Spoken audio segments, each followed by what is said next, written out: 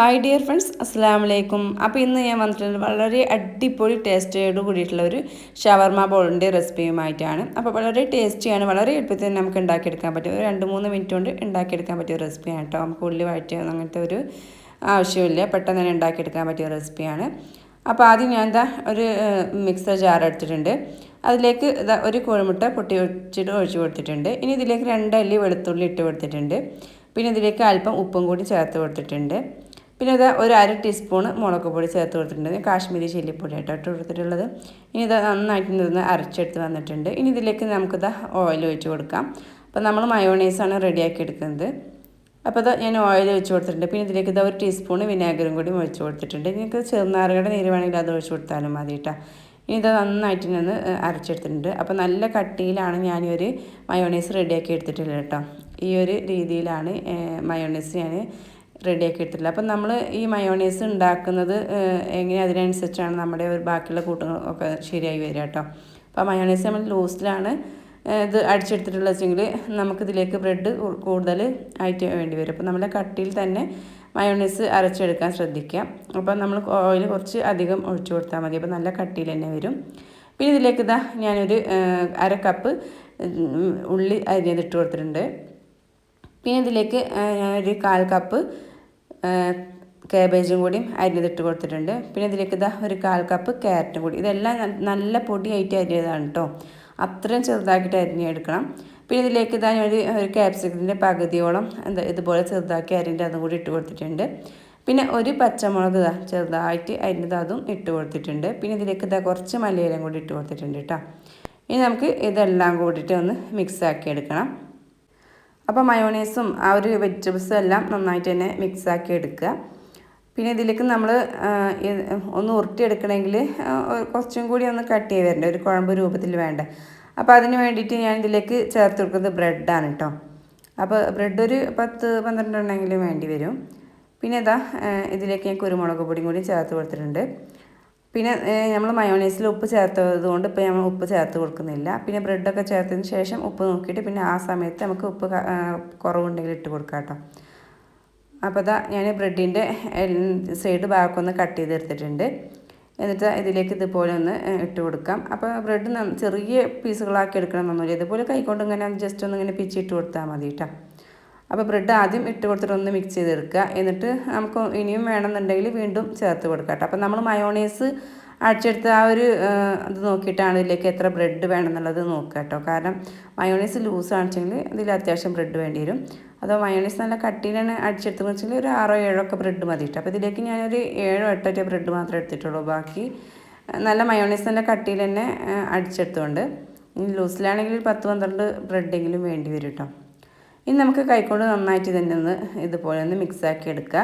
ഒരു ബ്രെഡും വെജിറ്റബിൾസും മയോണൈസും ഒക്കെ ഒന്ന് സെറ്റായി വരാൻ വേണ്ടിയിട്ട് ഇതുപോലെ ഒന്നുകൊണ്ട് കുഴച്ചെടുത്തിട്ടുണ്ട്. ഇപ്പം ഉരുട്ടിയെടുക്കുമ്പോൾ അത് നന്നായിട്ട് തന്നെ ഒരു ബോൾസാക്കി എടുക്കാൻ പറ്റുന്നുണ്ട്. ഇനി നമുക്ക് കയ്യിൽ അല്പം എണ്ണ ഒന്ന് തേച്ച് കൊടുക്കുക, കയ്യിൽ ഒട്ടി പിടിക്കാതിരിക്കാൻ വേണ്ടിയിട്ട്. എന്നിട്ട് ഇത് ഓരോ ബോൾസാക്കിയിട്ട് നമുക്ക് ഉരുട്ടിയെടുക്കാം. അപ്പോൾ ഞാനിങ്ങനെ ഉരുട്ടിയെടുത്തിട്ടുണ്ട്. അപ്പോൾ നല്ല കറക്റ്റായിട്ട് തന്നെ ഇങ്ങനെ നമുക്ക് ഉരുട്ടിയെടുക്കാൻ പറ്റുന്നുണ്ട് കേട്ടോ. കയ്യിലങ്ങനെ വല്ലാതെ ഒട്ടിപ്പിടിക്കുകയൊന്നും ചെയ്യുന്നില്ല. അപ്പോൾ ഞാനൊരു പ്ലേറ്റിൽ കുറച്ച് ബ്രെഡ് ക്രംസ് ഒന്ന് തൂക്കി കൊടുത്തിട്ടുണ്ട്. എന്നിട്ട് അതിലാണ് വെച്ച് കൊടുക്കുന്നത്, നമ്മൾ പ്ലേറ്റിൽ ഒട്ടിപ്പിടിക്കാതിരിക്കാൻ വേണ്ടിയിട്ട്.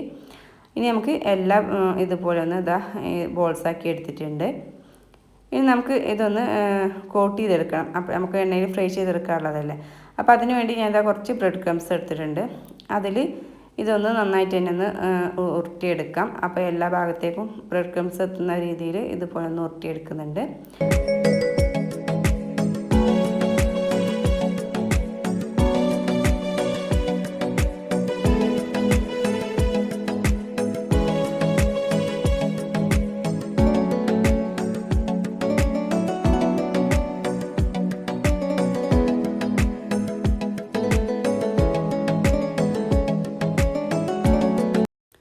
അപ്പോൾ ഞാനെല്ലാം ഇതുപോലെ ഒന്ന് ബ്രെഡ് ക്രംസിലൊന്ന് കോട്ട് ചെയ്തിട്ട് എടുത്തിട്ടുണ്ട്.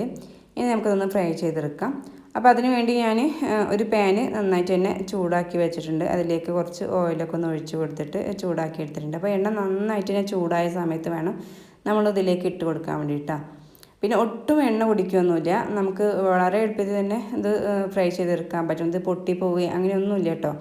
ഇനിയിപ്പോൾ നമ്മൾ മയോണൈസൊക്കെ ചേർത്ത് ഊറ്റിയത് കൊണ്ട് തന്നെ ഇതിൽ പൊട്ടിപ്പോകുമോ, ഇതിൽ ആകെ പിന്നെ എണ്ണയിലുള്ളതല്ലേ, പിന്നെ ബ്രെഡ് ആയതുകൊണ്ട് എണ്ണ കുടിക്കുമോ, അങ്ങനെയുള്ള സംശയങ്ങളൊക്കെ ഉണ്ടാകും. അങ്ങനെ ഒട്ടും എണ്ണ കുടിക്കില്ല. കാരണം നമ്മൾ ബ്രെഡായിട്ട് എന്ത് ഐറ്റംസ് ഉണ്ടാക്കിയാലും ആദ്യമേ അല്പമെങ്കിലും എണ്ണ ഉണ്ടാവും. പക്ഷേ ഇതിൽ അങ്ങനത്തെ ഒരു ഇതുമില്ല കേട്ടോ.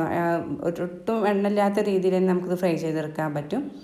അപ്പോൾ നമ്മൾ ഇതൊന്ന് തിരിച്ച് മറിച്ചൊക്കെ ഒന്നിട്ടിട്ട് ഒന്ന് ബ്രൗൺ കളർ ആവുള്ളൂ ഒന്ന് ഫ്രൈ ചെയ്തെടുത്താൽ മതി. ഇതിൻ്റെ ഉള്ളൊന്നും നമുക്ക് വെന്ത് വരേണ്ട ആവശ്യമില്ല. കാരണം നമ്മൾ ഇത് വെജിറ്റബിൾസ് ഒരു ഷവർമ രീതിയിലല്ലേ ഇത് ഉണ്ടാക്കിയിരിക്കുന്നത്. അപ്പോൾ നമുക്ക് ഉള്ളൊന്നും വേവേണ്ട ആവശ്യമില്ല. ഇതിൻ്റെ പുറം ഭാഗമൊക്കെ ഒന്ന് കളറായാൽ മാത്രം മതി.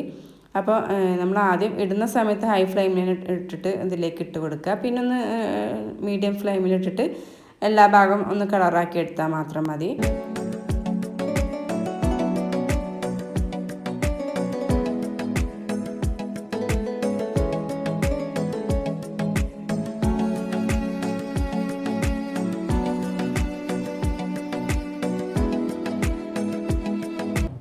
അപ്പോൾ ഇതാ നമ്മുടെ ഷവർമ ബോൾ ഇവിടെ റെഡി ആയിട്ടുണ്ട്. ഇനി നമുക്കിത് എണ്ണയിൽ നിന്നും കോരിയെടുക്കാം.